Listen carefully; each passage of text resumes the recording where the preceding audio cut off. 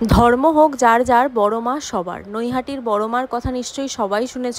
প্রত্যেক দিন হাজার হাজার ভক্ত আসে বড় মার কাছে নিজের মনস্কামনা বলবে বলে। প্রচলিত আছে বড় মা নাকি কাউকে ফেরায় না, যে যা মনস্কামনা করে বড় মা তার মনস্কামনা অবশ্যই পূর্ণ করে। আমি এই কথা অনেক শুনেছি, কিন্তু আমার কোনো দিন পুজো দিতে যাওয়া হয়নি। তাই আজ আমি সকাল সকাল স্নান করে উঠে রেডি হয়েছি বড় মার মন্দিরে পুজো দিতে যাব বলে। আজ কিন্তু আমাবস্যা রয়েছে, আর তাই জন্য আগে থেকেই ভেবেছিলাম হয়তো মন্দিরে অনেক ভিড় হবে। তাই জন্য সকাল সকাল মোটামুটি এই 10টা সাড়ে 10টার মধ্যে বাড়ি থেকে বেরিয়ে গেছি স্নান করে, নতুন জামা কাপড় পরে। আর ট্রেনে করেই যেতে হবে, ব্যারাকপুর স্টেশনে এসেছি। আর ওখান থেকে ট্রেন নিয়ে সোজা চলে গেছি নৈহাটি স্টেশনে। আর সামনেই অনেক রিক্সা দাঁড়িয়ে রয়েছে, তারা সবাই নতুন জামা কাপড় পরা দেখলেই বুঝতে পারছে যে বড়মার মন্দিরেই হয়তো যাবে তারা।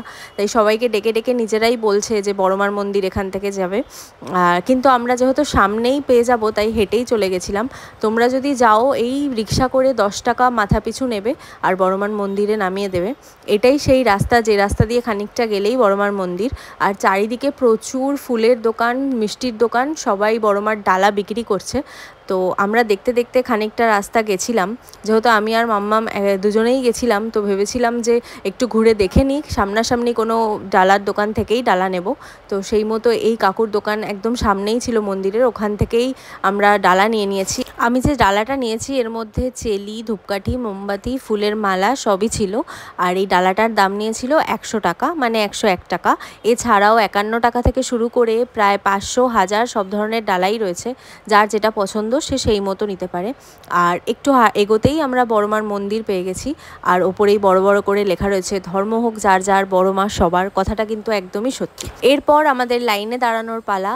তো আস্তে আস্তে এগোচ্ছিলাম কোথায় লাইন শেষ হয়েছে তারপর দাঁড়াবো বলে। কিন্তু এখান থেকেই আসল গল্প শুরু হলো, যে আমরা এগোচ্ছি তো এগোচ্ছি, লাইন আর শেষ হয় না বলতে পারো। প্রায় 10,000 মানুষ, আমার চোখের আন্দাজের বলছি আমি, 10,000 মানুষের পিছনে গিয়ে লাইনে দাঁড়ালাম।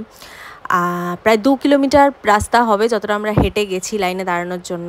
মানুষজন হাঁপিয়ে গেছে, তারা দাঁড়াতে দাঁড়াতে বটগাছের তলায় বসে রয়েছে, কেউ হাওয়া খাচ্ছে। এসব দেখে বুঝলাম যে বড়মার প্রতি মানুষের ভক্তি ঠিক কতটা, যে এতটা দূরে দাঁড়িয়েও মানুষ একটুও ক্লান্ত নয়, তারা হাঁপিয়ে যাচ্ছে অথচ দাঁড়াবে বলে মনস্থির করে নিয়েছে। বেশ ভালোই লাগছিল, আমারও মনে হচ্ছিল প্রায় ঘন্টা দুয়েক দাঁড়ালেই হয়তো বড়মাকে পুজো দিতে পারবো। তাই গঙ্গার সামনেই গঙ্গা ছিল, গঙ্গার পাড়ে ঘুরছিলাম, ফটো তুলছিলাম, আর মাম্মাম দাঁড়িয়ে লাইন দিচ্ছিল। আস্তে আস্তে এরম করতে করতে 2 ঘন্টা পার হলো। তারপর আমি ভাবলাম একবার মন্দিরের সামনে যাই। তো মন্দিরের সামনে এসে দেখি যে বড়মার মন্দির বন্ধ হয়ে গেছে, মানে তখন 2টো বেজে গেছে। আর 2টো থেকে 3টে অবধি বড়মার মন্দির বন্ধ থাকবে। তো 1 ঘন্টা আমরা কনস্ট্যান্ট প্রায় একই জায়গায় দাঁড়িয়েছিলাম। আমি আর টলারেট করতে পারছিলাম না। তখন ভাবলাম এই ঠাকুমাকে দেখে যে আমি একটু টিপ পরি, মন ভুলাই নিজের। তো এই টিপটা পরেছিলাম, আর এটা ওটা ফটো তুলছিলাম, রাস্তার মাঝখানেই বসে পড়েছিলাম একটা জায়গা দেখতে পেয়ে, কারণ আর টলারেট হচ্ছিল না। তারপর ভেবেছিলাম যে যাই হোক ঘন্টা 2-3 নিশ্চয়ই হয়ে যাবে। এরম করতে করতে সকাল 12টা থেকে বিকেল 5টা হয়ে গেছে দেখতে দেখতে। তবুও আমরা লাইনের এতটাই দূরে রয়েছি যে বড়মার মন্দির যেতে এখনও মনে হচ্ছে ঘন্টা খানেক লাগবে। আমি ভেবেছিলাম আমি বাড়ি চলে আসবো, সত্যি কথা বলতে গেলে, কারণ আমি আর পারছিলাম না। আমার এই একটা দিনই ছুটি থাকে, আমার দাঁড়াতে দাঁড়াতে পায়ে যন্ত্রণা হয়ে গেছিলো। কিন্তু যেহেতু মাম্মামের প্রচণ্ড ইচ্ছা ছিল যে পুজোটা দিয়েই যাবে, শুধু মাম্মামের জন্যই আমি দাঁড়িয়ে গেছি।